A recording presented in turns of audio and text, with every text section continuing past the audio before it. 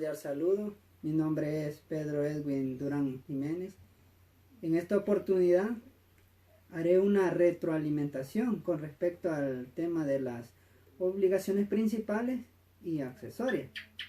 Como primer punto, sabemos que por su independencia, las obligaciones se clasifican en principales y accesorias. Las principales son las que tienen vida propia e independientemente de ellas mismas, ¿verdad? En otras palabras, es decir, que es autónoma e independiente y que cuenta con existencia propia.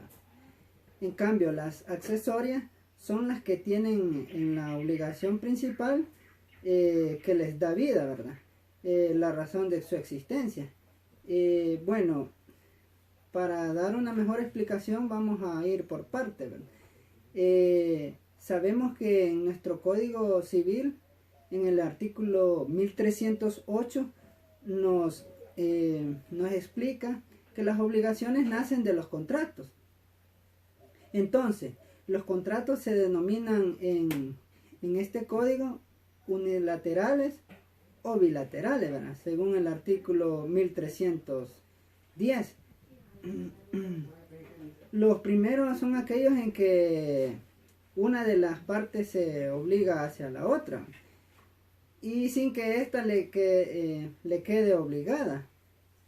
Un claro ejemplo de esta puede ser una donación o un mutuo.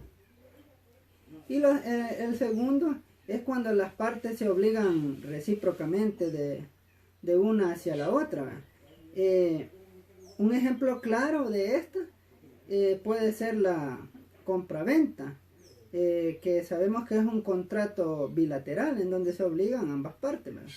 Donde el acreedor es deudor del precio de venta y a su vez es deudor al entregar la cosa. En este caso sería, pongámosle un vehículo o una casa, ¿verdad? Entonces, como decíamos anteriormente, que hay obligaciones principales y accesorias, pues estamos estudiando dos tipos, ¿verdad? Una es principal y la otra es accesoria, ¿verdad? Entonces, cuando una es la razón de la existencia de la otra, la obligación principal existe por sí misma, ¿verdad? Mientras que la accesoria tiende a su existencia en razón de la principal. Como por ejemplo, un ejemplo claro podemos poner que David está obligado a entregar a Pedro una casa, ¿verdad? El día 30 de noviembre de 2020, estipulándose una cláusula penal de $500 por cada día de demora en efectivar el pago de la casa, ¿verdad? En este caso, la obligación principal es la entrega de la casa y la accesoria sería el pago de la cláusula penal moratoria, ¿verdad? Si se llegase a dar. Entonces, un punto, la importancia de la distinción, según autores, consideran que las clasificaciones, valga la redundancia, clásicas, no bastan, como por ejemplo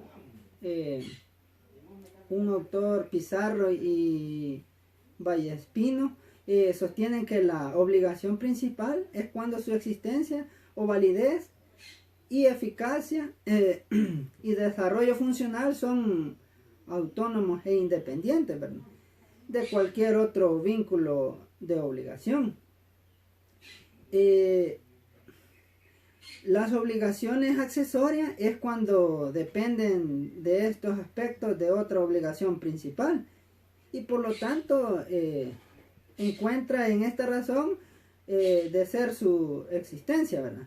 Con otra conceptualización se hace referencia a dos principios a tener muy en cuenta. Como primero podemos ver que normalmente la obligación no depende de nadie, ¿verdad?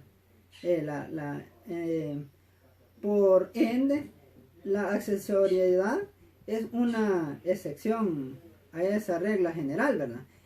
En otras palabras, es decir que la accesoriedad viene a ser la irregularidad, y esto debido a que siempre se presume que la obligación es principal, ¿verdad?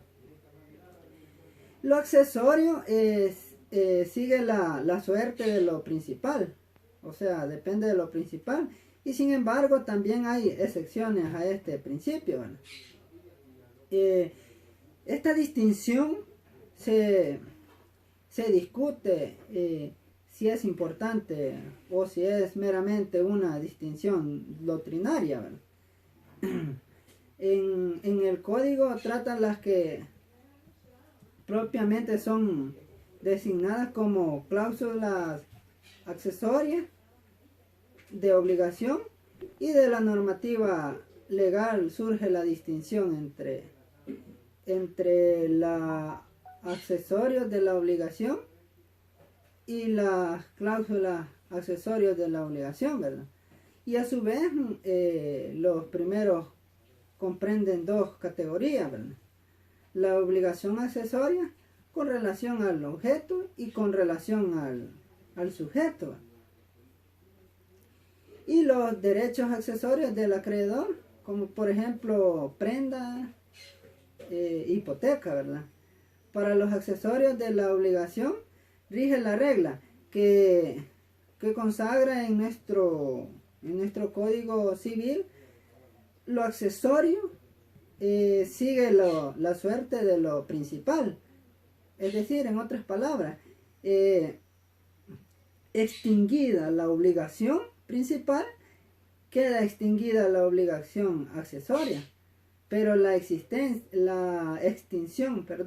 de la obligación accesoria no envuelve o extingue la obligación principal, es decir, no se extingue la obligación principal, ¿verdad? Hablemos otro punto muy importante, que es la que se refiere a la interdependencia funcional y económica. Sabemos que modernamente se apunta a la accesorialidad desde un punto de vista funcional y un punto de vista económico. Entonces, si lo vemos desde el punto de vista funcional, una obligación es principal cuando contiene en su objeto el interés que persigue el acreedor en cumplimiento, y es accesoria aquello que se concreta de manera rigurosa y como prestaciones necesarias para satisfacer el interés del acreedor, ¿verdad? Pero tiene la finalidad de lograr la utilidad y el beneficio de reportárselo al acreedor, ¿verdad?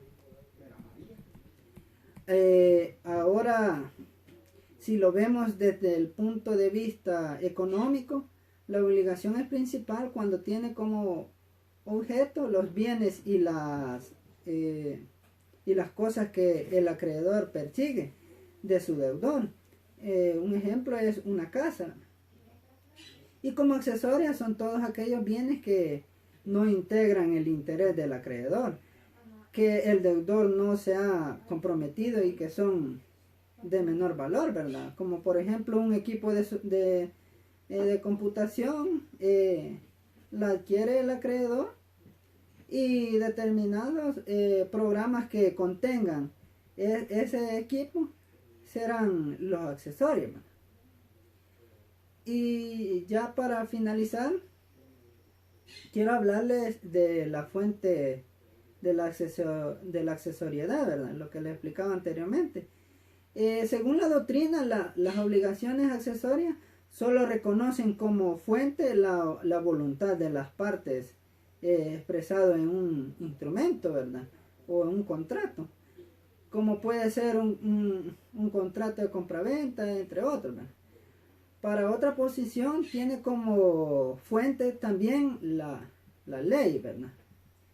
Y como último punto, como voluntad de las partes puede ser cuando ponen cláusulas de de garantía, ¿verdad?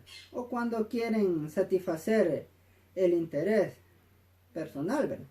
Y como fuente legal se cita como, por ejemplo, la indemnización, la indemnización por daños y perjuicios, ¿verdad? En caso de que, ¿cómo le explico? En caso de que en caso de que incumplimiento de la obligación, o sea, existen diferentes opiniones válidas para estos términos, ¿no?